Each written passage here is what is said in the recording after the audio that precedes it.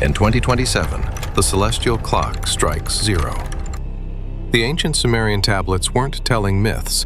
They were leaving a timestamp for an arrival that is already being felt in the deepest tremors of our planet. While the world remains distracted by the frantic pace of the digital age, a silent weight is pressing against the outer edges of our solar system. In the high-altitude observatories of the Atacama Desert and the frozen reaches of the South Pole, the data streams are becoming increasingly difficult to reconcile with official models. Something massive, dark, and ancient is moving through the celestial curtains, and the records of our oldest civilizations suggest this is not the first time it has arrived. The Sumerian clay tablets, unearthed from the dust of Iraq, contain information that defies conventional history. These 4,000-year-old cylinders describe a solar system with an additional member, a wanderer they called Nibiru. To the Sumerians, this was not a metaphor, but the home of the Anunnaki, translated as those who from heaven to earth came. Their texts describe a 3,600-year elliptical orbit that takes this celestial body far beyond the reach of conventional telescopes, only to swing back with devastating gravitational consequences. If the ancient mathematics are to be believed, the window for its return is narrowing toward a specific point in the late 2020s. The history of modern detection is just as unsettling as the ancient warnings. In 1983, the Infrared Astronomical Satellite, or IRAS, detected a mysterious object in the direction of the constellation Orion. At the time, lead scientists described it as a gargantuan celestial body, possibly as large as Jupiter, and so close to Earth that it would be part of our solar system. The headlines of the era buzzed with the discovery of a mystery heavenly body. Then, the story vanished. The official narrative shifted toward distant galaxies and infrared noise. Yet the orbital anomalies of Uranus and Neptune continue to hint at a massive unseen tug. Modern astronomers now call it Planet 9, a theoretical giant hiding in the Kuiper Belt. But the trajectory remains the primary focus of those watching the 2027 window. The year 2027 has surfaced repeatedly in filtered memos and speculative white papers concerning orbital mechanics. It is a year marked by a peculiar convergence of planetary alignments. If a heavy mass object were entering the inner solar system, its presence would first be felt not as a light in the sky, but as a series of unexplained pressures on our planet's core. We are currently seeing an uptick in deep crust seismic activity and magnetic pole shifts that baffle traditional geologists.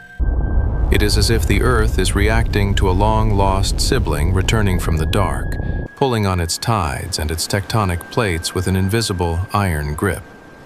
The tremors are not just physical. They are the precursors to a gravitational encounter that has rewritten human history before. The Anunnaki were described by the Sumerians as masters of engineering and genetics. Their legends claim they came to Earth in search of gold to repair their own thinning atmosphere, a concept that sounded like science fiction a century ago, but mirrors modern discussions about planetary geoengineering. The Sumerian king list mentions reigns that lasted tens of thousands of years, suggesting a biology that operated on a vastly different timescale than our own. If these beings truly exist, and if their homeworld is indeed approaching, the implications for human sovereignty are profound. We are forced to ask if we are the masters of this world, or merely the caretakers of a garden that is about to be revisited by its owners. The silence from global space agencies regarding these specific coordinates is what creates the most tension. In the age of private satellites and amateur stargazers, it is becoming harder to keep the curtains closed. Yet, the high-resolution data from the James Webb Space Telescope remains tightly curated, protected by layers of security and classification. Some argue that a full disclosure of a celestial arrival would trigger a collapse of the global economic and social order. The fear isn't just about a physical impact. It is about the psychological impact of realizing that human history is much shorter and much more dependent on external forces than we have been led to believe. the narrative of human independence would evaporate overnight. Ancient texts from the Maya to the Hopi speak of cycles, of suns that end and new eras that begin with the arrival of a celestial visitor. The blue star of Hopi prophecy and the red dragon of other traditions share a chilling similarity with the descriptions of a planet-sized object casting a shadow over the sun.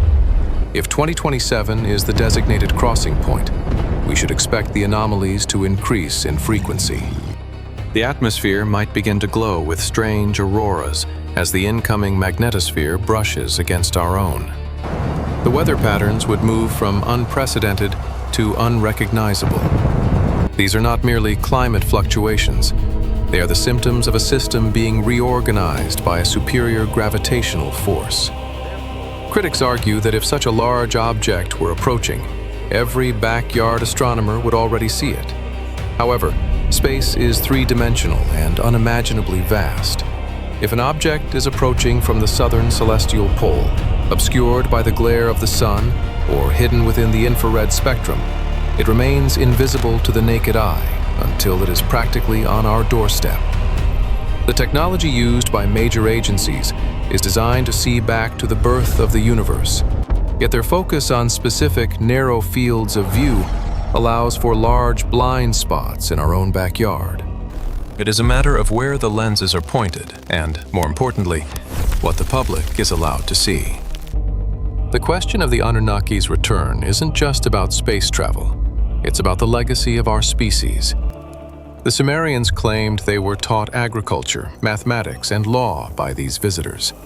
If the creators are returning, is it to observe, to guide, or to reclaim? The 2027 timeline suggests a collision of two worlds, one of high technology and one of ancient memory. We see the preparations in the construction of deep-seed vaults and massive underground facilities by various governments. They tell us these are for contingencies, but the scale and the haste suggest a specific deadline is being met. The construction of these continuity of government sites has accelerated in direct correlation with the closing of the 2027 window. As we move closer to the date, the tension between what we see in the sky and what we are told by the screens will grow. The shadow of Nibiru, whether it is a physical planet, a brown dwarf star, or a metaphor for a massive shift in human consciousness, is lengthening. The gods of the ancient world were never described as benevolent spirits. They were described as physical, powerful, and often indifferent to the plight of man. If their home is indeed on a 3,600-year loop, then our current era of civilization has occurred entirely within a single season of their world. We are, to them, a temporary phenomenon, a brief bloom in the long winter of their orbit. The astronomical community remains divided, with some pointing to the gravity ghost affecting the orbits of trans-Neptunian objects as definitive proof of a large, unseen body. This Planet X has been mathematically modeled by the most prestigious institutions, yet its visual confirmation remains a holy grail that is always just out of reach. Perhaps it is not out of reach, but simply out of the public record. In the dark thriller of our modern reality, information is the most guarded resource, and the knowledge of an impending celestial arrival would be the most powerful information in human history. The control of this data is the control of the future itself. Consider the Sumerian seal known as VA243. It depicts the sun surrounded by 11 spheres of varying sizes. This includes the planets we know today, plus one more. For a culture that supposedly lacked telescopes, their knowledge of the solar system's composition was eerily accurate. They knew about the blue-green color of Uranus and the watery nature of Neptune long before modern probes sent back photos. If they were right about the composition of the solar system, we must entertain the possibility that they were right about the 13th Member, the crossover planet that brings the Anunnaki back to our shores. Their accuracy in the past is a haunting indictment of our current ignorance. The year 2027 represents a threshold. It is the point where the unsolved mystery of the ancient past meets the unexplained data of the modern present. If the gravitational signatures continue to intensify, the truth will eventually become impossible to scrub from the datasets. The tides will rise higher than the moon should allow, and the stars will shift in ways that the charts cannot explain. We are living in the final quiet moments before the celestial clock strikes the hour. The world is waiting for a signal that the elite have been tracking for decades, a signal that changes the definition of what it means to be human. What if the Anunnaki never truly left, but simply retreated to the shadows of the outer system to wait for their world to swing back? What if our sudden leap in digital technology over the last century was not an accident, but a preparation for a reconnection? The theories are many, and the certainties are few, but the sense of an ending and a beginning is palpable. The silence of the night sky is becoming heavy, filled with the weight of something massive moving just beyond the light of our sun. The infrared glow is getting brighter, even if the public telescopes are pointed the other way. We look to the stars for answers, but we may find that the answers are looking back at us. The 2027 window is not just a date on a calendar. It is a convergence point for every myth, every prophecy, and every anomalous data point we have ever tried to ignore. As the infrared ghosts become solid reality, the dark thriller of human origin enters its final act. The question is no longer if they are coming, but what we will do when the sky finally opens and the ancient voyagers step out of the shadows. The preparation for their arrival is written in the architecture of our most secure facilities and the anxious silence of our leaders. The evidence is scattered like shards of a broken mirror, a Sumerian tablet here, a gravitational anomaly there, a sudden surge in deep space monitoring, and the quiet hoarding of resources by those in power. Individually, they can be dismissed as coincidences or quirks of science. Together, they form a mosaic of a reality that we are not yet prepared to face.